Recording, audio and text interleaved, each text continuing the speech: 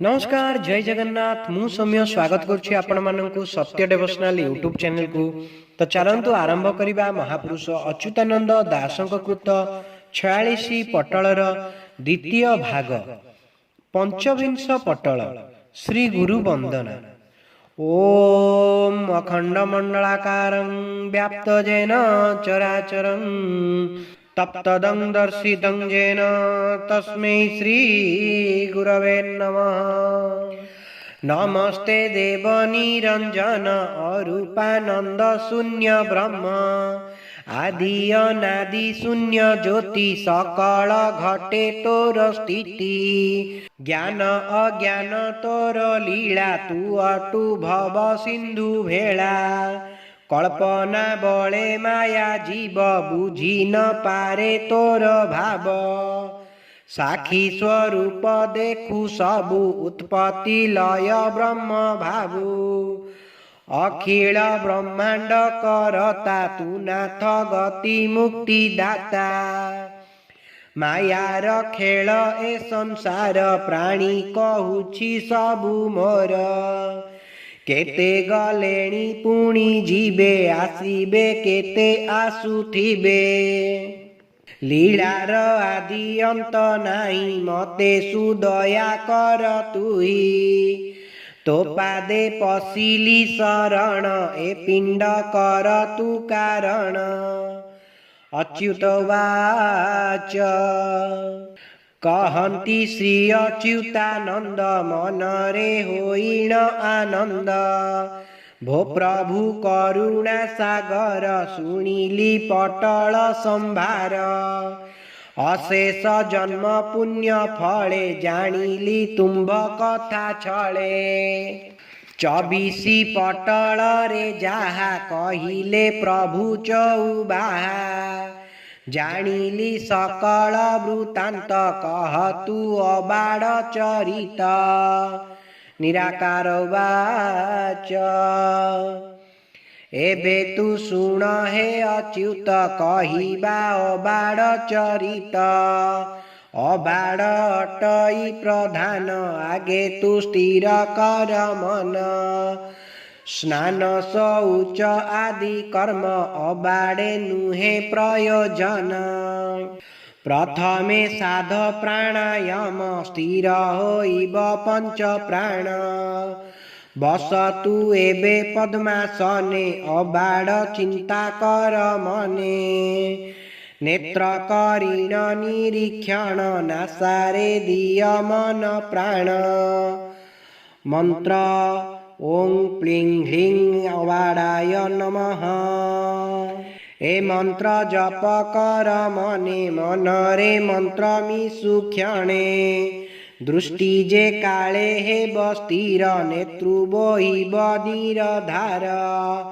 कंपीब सकल शरीर पुलक भाव बेळु बेळ बढ़िब आंब तत्व घेनी उज्ज्वल दिशिब मेदिनी मन चैतन्य हेब एका नथिब जीव भाव धका नासाग्र दृष्टि बिंदु ठारे नील वर्णर ज्योति स्फुरे से ज्योति तेज बेळु बेळ निश्चय होइब उज्ज्वल ता मध्ये बिंदुटीय लेख श्री राधा रूप तहि देख अरूपे रूप थिब मिसी नाही से स्थाने रवि शशि ठाई नथिला प्राय पिंड ए अटे समाधिर कांड समाधि पाई मन बला मंत्र अटई माया खेला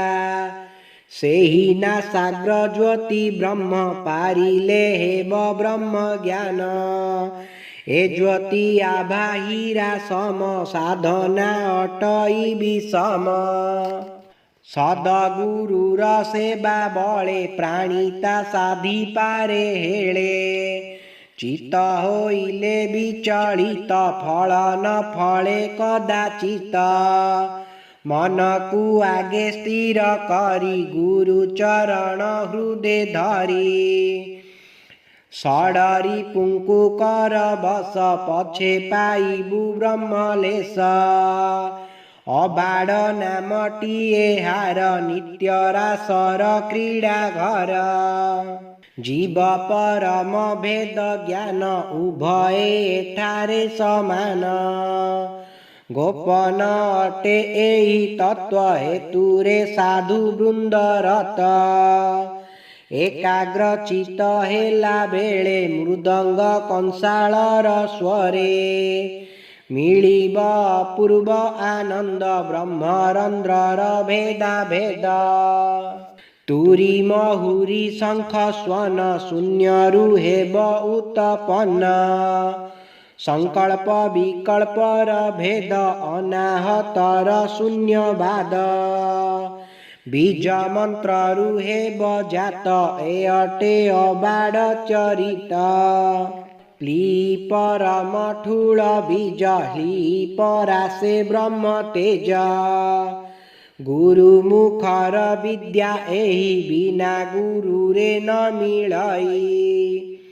ଏକ ଦୁଇରେ ବୀଜ ହେଲା ତା ମଧ୍ୟେ ହଂସ ବିହରିଲା। ହଂସକୁ ଅନାହତ ରଖ ନିଷ୍କାମ ମିଳଇ ପ୍ରତ୍ୟକ୍ଷ। ଅଲେଖ ଲେଖ ରାଧା ଧାରା ପିଣ୍ଡରେ କରୁଛନ୍ତି ଖେଳା। ସ୍ଥୂଳ ସୂକ୍ଷ୍ମରେ ଭେଦ ଏହା ଅଛି ଯେ ପୁଣି ନାହିଁ ତାହା। ଜଡ଼ର ଚେତନା ଶକତି ଅବାଡ଼ୁ ହୁଅଇ ଉତ୍ପତ୍ତି। ଏ ନୁହେଁ ଦିନକର କଥା ଆଗୁ ତୁ ସ୍ଥିର କର ପନ୍ଥା। ପ୍ରାଣୀର ଭଲ ମନ୍ଦ ବାଣୀ ଭୂତ ଭବିଷ୍ୟ ଯେ କାହାଣୀ। ଅବାଡ଼ ସାଧନା ବଳରେ ଶୂନ୍ୟରୁ କଥା ପ୍ରସଙ୍ଗରେ। ପାଇବୁ ନିଶ୍ଚେ ନାହିଁ ଭୟ ଅବାଡ଼ ଅଟଇ ଅଭୟ। ଅଭୟ ପଦ କରେ ସାର ମାୟା ଜଞ୍ଜାଳୁ ହେବୁ ପାର। ଅଣାକ୍ଷର ମନ୍ତ୍ର ଓଁ କ୍ଲିଂ ଦେବାୟ ନମଃ। ଶୁଣନ୍ତୁ ଅଚ୍ୟୁତ ଏବେ ଅଣାକ୍ଷର ମନ୍ତ୍ର। ଏ ଅଟେ ଗୁପତ ତତ୍ତ୍ୱ ଭେଦ ଏହା ଅନ୍ତ। ପ୍ରକୃତି ଖେଳାରୁ ମନ୍ତ୍ର ହେଲା ଉତ୍ପତ୍ତି। ନିଗମ ବୋଲିଣ ଜ୍ଞାନୀ ହୃଦେ ଜପୁଥାନ୍ତି। ଲଜ୍ଜା ବୀଜ ମର୍ମ ଭେଦ ଧ୍ୱନି ଅନାହତ। ଅଣାକ୍ଷର ଅକ୍ଷରରେ ହୋଇଛି ସମ୍ଭୂତ। ଏ ମନ୍ତ୍ର ଲକ୍ଷେ ଜପିଲେ ଦେହ ହେବ ଶୁଦ୍ଧି। ଦେହ ଶୁଦ୍ଧି ବଳେ ସବୁ ପାରିବୁ ତୁ ଭେଦି। ପ୍ରକୃତିର ମାୟା ଲୀଳା ଜପରୁ ପାଇବୁ। ଗୋପନ ତତ୍ତ୍ୱ ଏ କଥା ମୁଖେ ନ କହିବୁ। ଅଜର ଅମର ଜୀବ ହୁଏ ମନ୍ତ୍ର ବଳେ। ସ୍ୱର୍ଗ ମର୍ତ୍ତ୍ୟ ପାତାଳକୁ ଜିଣି ପାରେ ହେଳେ। କାମନା ବାସନା ପ୍ରାଣୀ ହୃଦେ ଉଦେ ହେଲେ। ସିଦ୍ଧି ନ ହୁଅଇ ମନ୍ତ୍ର ଯେତେ ଜପୁଥିଲେ। ନିଷ୍କାମୀ ଏ ମନ୍ତ୍ର ବଳେ ବ୍ରହ୍ମାନନ୍ଦ ପାଏ। ସକାମୀ ସାଧକ ମିଛେ ଜପ କରୁଥାଏ। ବର୍ଣ୍ଣମାତ୍ରା ଭେଦ ବିନ୍ଦୁ ଅବିନ୍ଦୁ ଶୂନ୍ୟରୁ। ମନ୍ତ୍ର ଉତ୍ପନ୍ନ ହେଲା ପ୍ରକୃତି ତତ୍ତ୍ୱରୁ। ପଞ୍ଚଭୂତ ସହଜେ ତେ ପ୍ରକୃତି ଭିଆଣ। ଏ ମନ୍ତ୍ର ସିଦ୍ଧ ହୋଇଲେ ସବୁ ଅକାରଣ। ଭୂତ ତତ୍ତ୍ୱ ସତ୍ୱ ରଜ ତମ ଗୁଣ ଘେନି। ଚରାଚର ପୁରୀ ଅଛି ସତ ମିଛ ବେନି। ଏ ମନ୍ତ୍ର ସାଧିଲେ ସତ ମିଛରୁ ବାଛିବୁ। ଠୁଳ ଶୂନ୍ୟ ବ୍ରହ୍ମ ଅଙ୍ଗେ ଆପଣେ ମିଶିବୁ। ଇତି ଶ୍ରୀ 46 ପଟଳେ ଅଚ୍ୟୁତ ନିରାକାର ସମ୍ବାଦେ ଅବାଡ଼ ତତ୍ତ୍ୱ ଓ ଅଣାକାର ମନ୍ତ୍ର ବର୍ଣ୍ଣନେ ନାମ 25 ପଟଳ। ଯଦି ଆପଣମାନଙ୍କୁ ଆମର ଏହି ଭିଡ଼ିଓଟି ଭଲ ଲାଗିଥାଏ ତେବେ ଆମ ଚ୍ୟାନେଲକୁ ଲାଇକ୍ ସେୟାର ସବସ୍କ୍ରାଇବ୍ କରିବାକୁ ଅନୁରୋଧ। ଜୟ ଜଗନ୍ନାଥ, ଜୟ ପଞ୍ଚସଖା।